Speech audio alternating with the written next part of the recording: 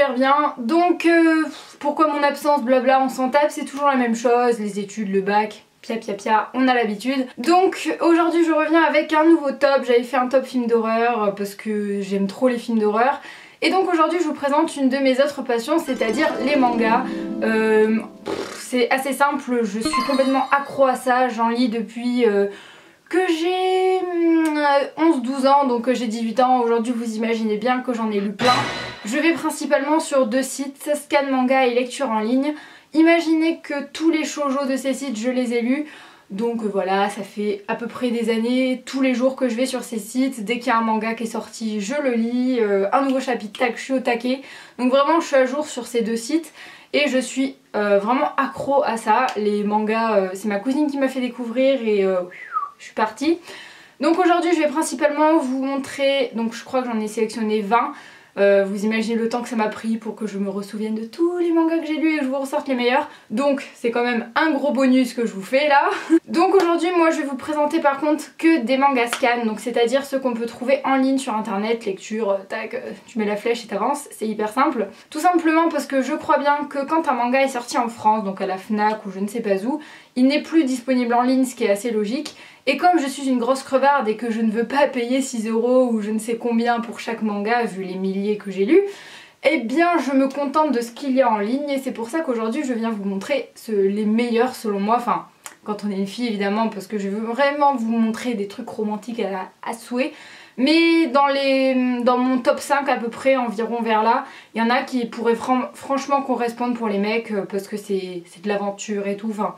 Même pour les mecs, je suis sûre que ça peut vous plaire. Donc on va juste faire un rapide topo sur les styles de manga si vous y connaissez pas du tout. Si vous y connaissez, vous allez dire ok, elle dit on s'en tape quoi. Donc je sais pas, avancez un peu. Donc moi ce que je vais vous présenter c'est principalement des shoujo. Donc shoujo c'est le romantique à souhait. Je suis hyper cuculapraline, fleur bleue, ça c'est moi. Donc si vous êtes un mec, ça va pas forcément vous plaire, mais si vous voulez savoir, je sais pas, comment être romantique, qu'est-ce que le romantisme parfait, perso ce qui me plaît le plus, bah franchement lisez des mangas, ça pourrait genre peut-être vous donner des conseils. Donc voilà, moi je vais principalement vous parler de shoujo. Après pour les mecs il y a les shonen, donc là on reste vraiment dans le type adolescence, jeune adulte. Et après si on part dans les mangas pour adultes, donc c'est à peu près shoujo et shonen mais pour adultes, on aura seinen et shosei. Et si vous vous demandez ce que c'est ecchi, c'est tout simplement des mangas, alors là les thèmes en général c'est quand même un peu plus romance. Mais c'est juste que vous verrez des trucs un peu plus du type petite culotte, fesses, poitrine, on y va. Enfin c'est vraiment... je sais pas, moi ça me saoule, mais ça dépend des gens. Et après un autre type que j'aime bien aussi, mais je vous en présenterai pas dans ce top parce qu'il y en a aucun qui m'est fait surkiffer, c'est les yaoi. C'est tout simplement un manga, je sais pas, homosexuel. Donc c'est variable, il y a soit fifi, soit mec-mec. Et je sais pas, moi j'aime trop, on voit jamais ce qui est trop waouh. Si vous voyez ce que je veux dire, mais ça reste juste super mignon quand on voit les mecs qui rougissent machin, enfin moi ça me plaît, c'est toujours un peu dans la trame du shoujo je trouve et enfin voilà ça me plaît trop. Donc maintenant que vous êtes à peu près calé en manga, on va pouvoir y aller parce que 20 c'est quand même long. Je tiens à dire que à peu près juste dans le top 6, 7 voire 10 en gros, ce qui est avant, le classement est pas vraiment... c'est pas vraiment le 15e, je l'aime plus que le 16e, enfin c'est pas vraiment un ordre comme ça parce qu'à peu près à partir des 10 c'est je les aime tous autant, c'est des histoires que j'aime trop et donc je vais vous présenter tout ça. Donc mon numéro 20 c'est Sensei Niageru, donc c'est tout simplement en fait tous les shoujo avec des histoires de profs, moi je kiffe parce que comparé à ce qu'on pourrait trouver dans nos lycées, c'est des histoires d'amour avec des profs qui sont trop beau. Et ça n'existe pas en France. C'est totalement différent de ce qu'on peut retrouver. C'est enfin voilà, c'est des histoires tout simplement illégales, hein, vous vous en doutez, parce que élève-prof c'est quand même vachement interdit. Mais c'est trop mignon. Et donc celui-là c'est en fait un manga où enfin c'est l'histoire d'une jeune fille. Donc je vais pas me rappeler de tous les noms, hein, je préfère vous le dire de suite. Mais une jeune fille qui au début elle sort, elle rencontre un mec, gros coup de cœur, il la raccompagne, elle l'embrasse, tac. Le lendemain elle va au lycée, oh c'est le nouveau prof comme par hasard, qui l'aurait cru. Donc voilà, il y a plein de rebondissements, il y a sa grande sœur, il y a plein d'histoires. Enfin, ça va être difficile que je vous crame rien parce que vu que j'ai lu les mangas et c'est sur beaucoup de chapitres, j'essaye d'en dire le moins possible mais aussi dire ce qu'il faut pour vous attirer. Enfin bref, on verra. Mon numéro 19 c'est Koizora. Alors bien évidemment pour tous les mangas je vous mettrai les liens en barre d'infos. Donc Koizora c'est une histoire qui m'a vraiment plu. C'est basique, une histoire d'amour entre une lycéenne quoi et un garçon. Et sauf que il y a toute une histoire parce qu'elle va tomber enceinte et il va se passer plein de trucs. J'essaye de rien vous cramer mais franchement c'est genre tranche de vie, un peu drame mais j'essaye de rien vous dire. Enfin voilà, c'est franchement il y a plein de rebondissements, c'est le genre d'histoire d'amour qui n'existe pas tellement dans notre vie de tous les jours, mais voilà, franchement ce manga m'a bien plu. Numéro 18 c'est Zenbu Shodai, donc déjà pour les noms on va se marrer. Enfin bref, celui-là je l'aime beaucoup, j'aime beaucoup les dessins, enfin c'est le genre de graphisme qui me plaise le plus, donc les personnages sont super mignons. C'est l'histoire d'une fille qui est genre reine de son lycée, tous les mecs sont à ses pieds, elle se prend pour la diva du truc et enfin voilà quoi, elle sait pas vraiment ce que c'est. Et elle découvre un mec qui est plus fort qu'elle, qui la bat dans tous les domaines et qui la mène par le bout du nez, elle, alors que d'habitude c'est tout le temps l'inverse.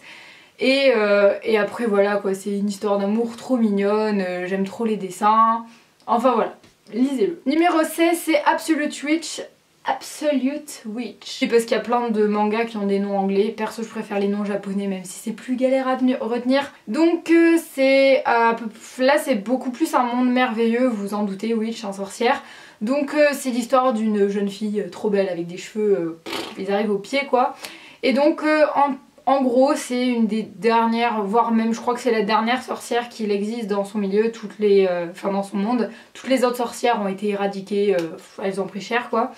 Et c'est la dernière qui reste et tout le monde veut faire sa peau parce qu'ils essayent qu'elle ressuscite pas les sorcières, machin machin.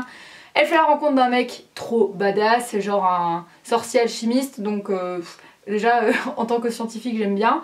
Mais enfin voilà, ça me régale. Il y a une histoire aussi, enfin voilà, faut pas que je vous crame des trucs mais franchement il est super sympa et je sais plus combien de chapitres il fait, 18-19 chapitres, bon c'est pas les plus longs que je vais vous présenter. Numéro 16 c'est Crimson Hero. Alors ça pour le coup il y a un peu d'amour mais c'est pas principalement l'histoire, ça je pense que ça peut plaire aux garçons aussi. C'est un manga vraiment principalement basé sur le volley, donc c'est un lycée, vous savez c'est un peu comme aux États-Unis où le sport c'est prôné à fond, nous on s'en tape quoi. Donc voilà, c'est un lycée qui joue des compétitions hyper hardcore avec des assez hauts niveaux. En gros dans ce lycée il y a l'équipe masculine qui est vraiment au top niveau, qui fait plein de trucs et tout. Et il n'y a pas d'équipe de filles, sauf qu'il y a une fille qui s'appelle Nobara, ça j'ai retenu.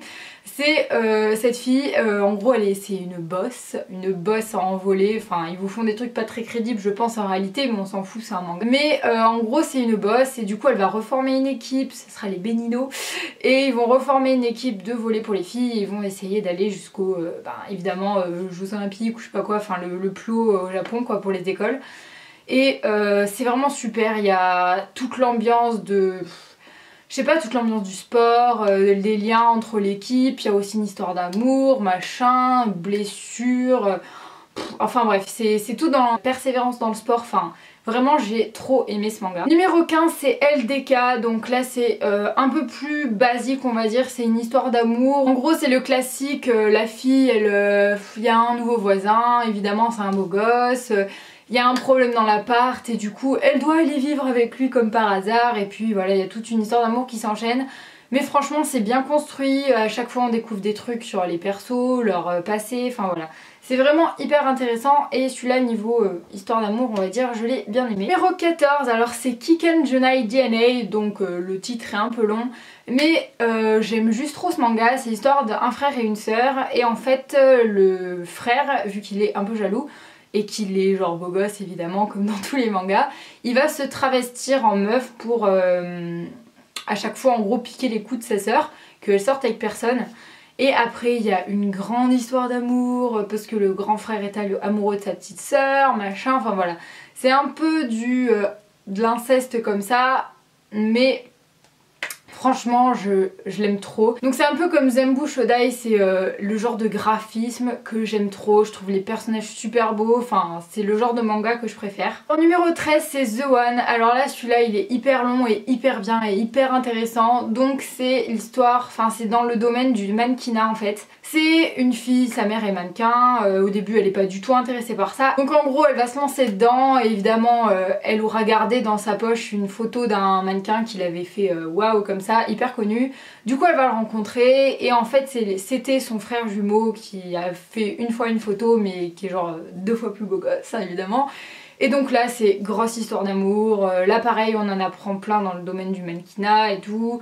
Pareil des trucs de vie privée, il y a aussi une travestie qui me fait trop marrer, enfin bref. C'est vraiment un super manga, il y a beaucoup de chapitres, enfin voilà, il y a de quoi se mettre sous la dent quoi. Numéro 12 c'est Love in the Mask, donc celui-là il est juste vraiment touchant. Alors par contre le dessinateur, c'est un dessinateur qui me saoule. En gros pour vous expliquer rapidement, c'est un dessinateur, donc c'est son type de dessin quoi, chacun a sa patte. Mais lui il en a sorti mais 3 tonnes de mangas et ils ont tous la même tête. Donc c'est à force c'est chiant quoi de revoir toujours la même tête. Mais c'est de tous, c'est à mon avis de tous les mangas qu'il a pu faire, c'est mon préféré Love in the Mask. Donc c'est une histoire hyper touchante, c'est l'histoire de 2 enfants, donc frères et sœurs, vraiment bas quartier, famine, enfin voilà le gros truc. Il y a une bataille et son petit frère qui meurt et du coup il va grandir, enfin au début il grandit mal et il est récupéré par une famille riche qui décide de du coup le prendre sous son aile à la condition qu'il devienne un mec et un garde du corps. Donc du coup il mène une enfance hyper stricte, c'est-à-dire pas de sentiments machin, juste une machine de combat. Il grandit dans cette famille où évidemment il y a une jeune fille qu'il aime mais lui et du coup elle, déjà elle est pas intéressée et en plus enfin voilà, elle garde vraiment ses distances. Et du coup quand elle arrive au lycée, il du coup va devenir meilleur pote avec un mec et tout, mais là ça va partir, c'est trop bien. C'est que des histoires de gang et ça moi j'aime trop, c'est enfin voilà, c'est du combat, machin, franchement ça pour les mecs ça passe crème. Numéro 11 c'est Namaiki Zakari, donc celui-là je l'aime bien beaucoup, donc déjà les dessins pareil je les aime trop, c'est des personnages que j'aime bien. Donc là c'est dans le domaine du basket cette fois, donc c'est tout simplement une fille qui est genre c'est elle patronne, c'est-à-dire que genre de fille qui gère tout mais à fond, genre comme dans les mangas et que tu verras jamais en vrai. Donc c'est la coach sportive de cette équipe et évidemment il y a un garçon qui tombe très amoureux d'elle, mais elle est très stricte, très coincée machin et genre c'est juste trop mignon. J'essaye de rien vous dire trop mais franchement ce manga si vous aimez vraiment les histoires d'amour et tout, allez-y. Numéro 10 c'est Last Game, alors celui-là pareil je l'aime trop, les histoires machin gna. Donc c'est évidemment une fille et un garçon qui grandissent ensemble, limite ensemble, voilà, ils se connaissent depuis vraiment les toutes petites classes. Et en gros c'est un mec hyper riche et l'autre c'est une fille hyper timide, hyper renfermée, juste hyper gentille et le genre de fille qui sait pas vraiment se faire des amis, qui est toujours toute seule machin. Évidemment il est hyper amoureux d'elle, elle s'en rend pas trop compte machin, enfin voilà ils grandissent comme ça et c'est juste trop mignon, super attachant, il réussit évidemment comme on peut s'en douter à l'ouvrir à l'amitié vis-à-vis des autres et tout, mais il est vraiment super sympa. Numéro 9, alors celui-là il m'a vraiment touchée, ça s'appelle Kyo no Kirakun, donc c'est tout simplement une histoire où il y a la maladie, donc dès qu'il y a de la maladie en fait, évidemment on s'y attache plus. Donc c'est l'histoire d'une jeune fille, pareil, hyper timide, hyper enfermée, qui parle avec un oiseau, qui a pas d'amis machin, et elle va devenir amie avec un garçon. Et au final elle tombe amoureuse évidemment, sauf que le garçon a une maladie qui fait que ça va pas trop, donc j'essaie de pas trop vous en dire non plus. Mais donc voilà, c'est une histoire d'amour avec le thème de la maladie, la mort qui plane, enfin voilà. Il est vraiment super mignon, la jeune fille elle est super attachante, enfin voilà, j'aime trop ce manga. Numéro 8 c'est Mishonen Produce, donc celui-là je crois qu'il est pas très long, mais en fait c'est juste le genre de thème que j'aime trop. C'est 2 meilleurs amis, garçon hyper, je crois qu'il est hyper casse-cou. Et donc en fait c'est tout simplement le type de manga que j'aime trop parce que ça part d'une fille qui est vraiment pas très belle, bon évidemment le classique où ils lui mettent des lunettes et des tresses, hein, voilà. Elle veut qu'il fasse du mannequinat parce qu'elle est trop accro à un manga elle. et du coup elle fait du mannequinat, il fait du mannequinat et à un moment il y a un problème, il n'y a pas de mannequin, il faut une meuf et du coup elle va poser avec. Et là il va découvrir que c'est une beauté de taré et du coup il veut la garder, il la jalouser et tout, et c'est toute une trame comme ça. Il est pas hyper long, enfin genre j'aimerais bien la suite quoi, ça fait un moment que j'attends, mais il est vraiment super sympa. Numéro 7 c'est Akagami no Shirakui Hime. J'ai réussi. Donc ce manga, pareil, là on approche du top 5, donc je l'aime trop trop trop. C'est l'histoire d'une fille qui vit seule machin, elle est un peu recluse parce qu'elle a les cheveux rouges. Et en fait c'est une guérisseuse de malade, genre vu qu'elle a un peu grandi dans la montagne ou je sais plus quoi. En gros elle est badass, elle s'y connaît trop en plantes, botanique, santé, machin et tout. Et elle va du coup se retrouver au Palais Royal pour devenir l'infirmière en chef. Et évidemment, histoire d'amour avec le prince, enfin voilà, c'est juste trop mignon, trop intéressant. Il y a des péripéties parce qu'ils vont sauver des gens, gna gna, enfin voilà.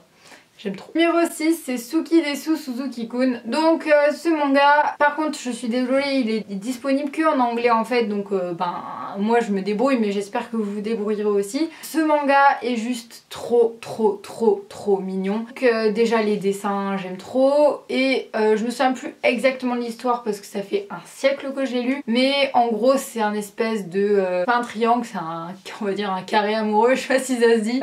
Évidemment le mec est amoureux d'une fille qui est amoureuse de l'autre mec, qui lui est amoureux de l'autre fille, enfin voilà, c'est tout un truc comme ça, c'est 4 personnages, 4 protagonistes super mignons. Et il y a toute une histoire parce qu'évidemment je crois qu'ils sont aussi un peu dans le monde du mannequinat et tout. Et c'est vraiment super intéressant et j'aime trop ce manga. On est enfin au top 5, donc là c'est des trucs qui envoient du lourd et c'est en général des mangas assez longs, 70 ou 80 chapitres au moins par truc je pense, mais c'est pas sûr. Donc mon 5ème c'est Crazy Girl Shinbiya, donc celui-là il est juste trop trop trop bien. Donc c'est l'histoire d'un monde parallèle où t'as une fille qui va remplacer une future épouse royale. En fait elle va mourir par un attentat et elle va utiliser les pouvoirs de la prêtresse pour choisir son double dans l'autre monde et qui viennent la remplacer. Donc d'un coup elle se retrouve à une autre ère et tout, donc j'aime beaucoup ce genre de thématique en général. Elle est du coup très grossière, très enfin voilà, elle punch à mort. Et du coup le gars, le roi du coup doit l'épouser, il la reconnaît plus, il pense qu'elle a perdu la mémoire, enfin voilà, il y a toute une histoire comme ça. Et du coup elle va devoir apprendre à l'aimer, à apprendre tous les enjeux du palais royal et tout, enfin vraiment c'est un manga super super chouette, il y a plein de rebondissements, tous les trucs de toute façon en général dans les palais royaux, c'est toutes les conspirations, les trucs comme ça y va à fond. Numéro 4, comme vous en doutez, c'est un de mes préférés, c'est Kanatakara. Alors là celui-là il est trop bien, je crois même que je l'ai vu en animé, je suis pas sûre. Donc c'est pareil, monde parallèle, elle se fait kidnapper par je sais pas quoi qui fait qu'elle va dans un autre monde. Et elle découvre un garçon, donc c'est un espèce de... je sais pas comment dire, il a un rôle très important dans l'histoire. Il se trouve que c'est elle la personne, donc il y a un nom spécial, la personne qui va qui va se transformer en démon.